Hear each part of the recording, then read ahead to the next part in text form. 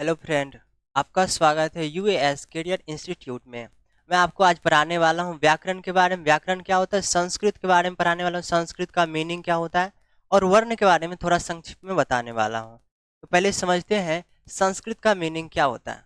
संस्कृत में सम उपसर्ग है, क्री धातु है और अक्ता प्रत्यय है। सम उपसर्ग, क्री धातु और अक्ता प्रत्यय है, परंतु इन सब से संस्कृत शब्द नहीं बनता। इसके लिए सुट का आगम होता है। सुट के आगम करने से संस्कृत शब्द की व्युत्पत्ति हो जाता है।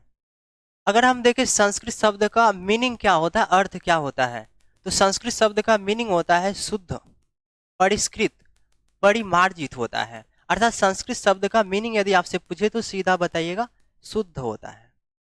अब अगर ये समझे कि व्याकरण क्या है, व्याकरण किसे कहते हैं।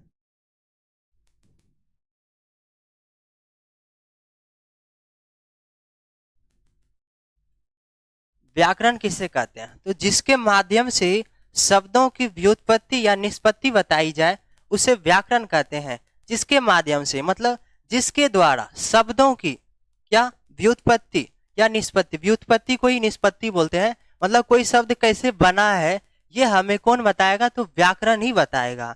तो व्याकरण को लिखने वाले कौन है, तो व्याकरण को लिखने वाले तीन मुनि हैं। यदि आपसे पूछे संस्कृत व्याकरण के पिता किसे कहते हैं अथवा जनक किससे कहते हैं, तो आप बताइएगा पाणिनि जी को कहते हैं। संस्कृत के तीन मुनि हुए हैं जो इस प्रकार है। पाणिनि जी जिन्होंने अष्टाध्यायी नामक पुस्तक को लिखे, उसके बाद कात्यायन जी जिनको बररुचि भी कहते हैं, उसके बाद है पतंजलि जी। बस